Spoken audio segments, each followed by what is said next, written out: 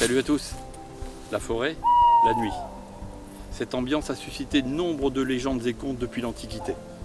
Ces deux conditions doivent pourtant être réunies pour rencontrer un amphibien aussi discret que captivant, la salamandre tachetée. Je vous propose de nous accompagner le long des drèves forestières afin d'espérer croiser la belle. Allons-y.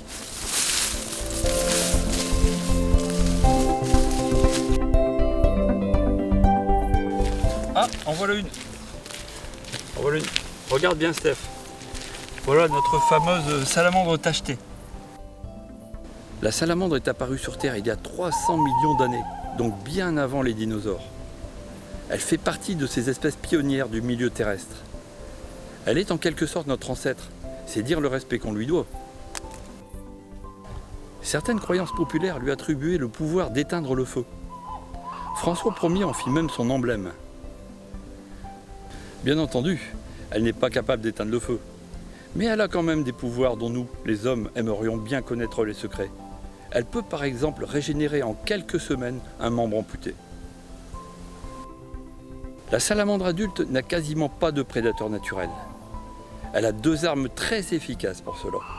Sa couleur d'abord, noire, parsemée de taches jaunes. Les couleurs vives représentent une alerte souvent utilisée par les proies potentielles pour signifier « Attention, j'ai très mauvais goût ». Et si l'intimidation ne suffit pas, des glandes cutanées sécréteront un mucus blanc toxique, le samandarin, qui découragera les plus audacieux. Notez au passage que la répartition des tâches est complètement aléatoire et permet de différencier chaque individu.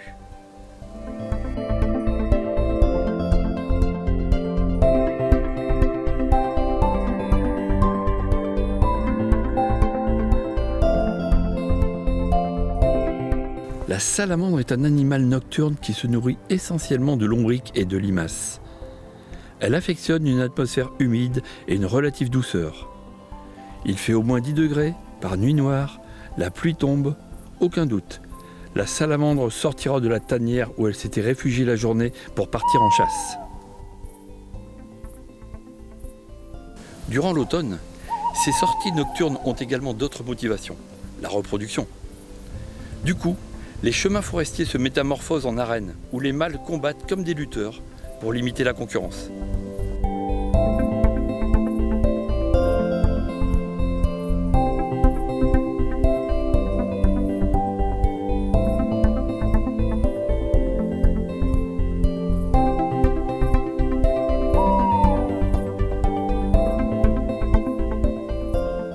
La parade nuptiale est tout aussi intéressante. Lorsque le mâle rencontre une femelle réceptive à ses avances, il va se glisser sous elle et lui agripper les membres antérieurs avec les siens. Il entame alors une série de caresses par des mouvements latéraux de son museau sur la gorge de sa dulcinée, pendant que sa partie caudale opère le mouvement d'ondulation au contact du cloaque de la femelle. Après ces ébats, le mâle va ensuite déposer au sol un petit sac contenant les spermatozoïdes appelés spermatophores. Il va ensuite inciter la femelle à passer au-dessus du spermatophore afin qu'elle le récupère.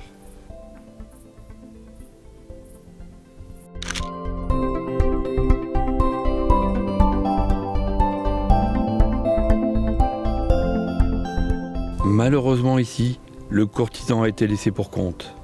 Pour autant, cette séquence constitue sans aucun doute un document vidéo rare. À notre connaissance, les reportages sur la salamandre tachetée montrent parfois les combats entre mâles, mais nous n'avions jamais vu de parade nuptiale avec dépôt de spermatophores.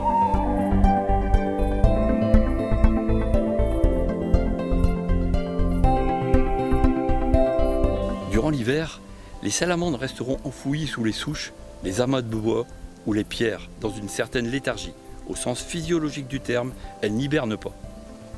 Les femelles fécondées garderont donc des spermatozoïdes durant la saison froide et provoqueront l'ovulation au début du printemps. Dès que les embryons seront suffisamment développés, les futures mamans rechercheront un point d'eau, une mare, un fossé pour y déposer leur progéniture. À la différence de la majorité des grenouilles, crapauds et tritons, elles ne pondent pas d'œufs. Les larves éclosent à l'intérieur du ventre de la femelle juste au moment de la mise bas. On dit que l'espèce est ovovivipare. Autre originalité qui la démarque des congénères de son groupe, les salamandres répugnent à se mettre à l'eau et ne le font que pour l'accouchement. Elle est mauvaise nageuse. Elle n'a ni pattes palmées, ni queue aplatie latéralement. Elle se limite souvent à ne tremper que l'arrière de son corps pour libérer les larves. Ces jeunes connaîtront par contre une phase intégralement aquatique avec une respiration branchiale associée à une morphologie qui permet la nage. On distingue d'ailleurs facilement la larve des salamandres des autres têtards à ses branchies externes semblables à des plumeaux et la tache claire à la base des pattes postérieures.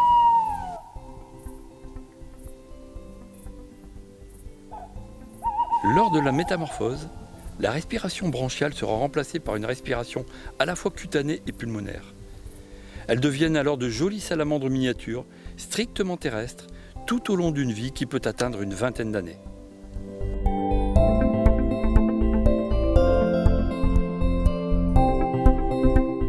Voilà, il nous reste à souhaiter que ce sympathique amphibien puisse survivre sur notre Terre encore 300 millions d'années supplémentaires. À nous, humains, de préserver son habitat et d'essayer d'enrayer la propagation d'un champignon asiatique qui a décimé la totalité de la population néerlandaise et une bonne partie de celle de la Belgique. La Flandre constitue actuellement la limite septentrionale de toutes les salamandres européennes.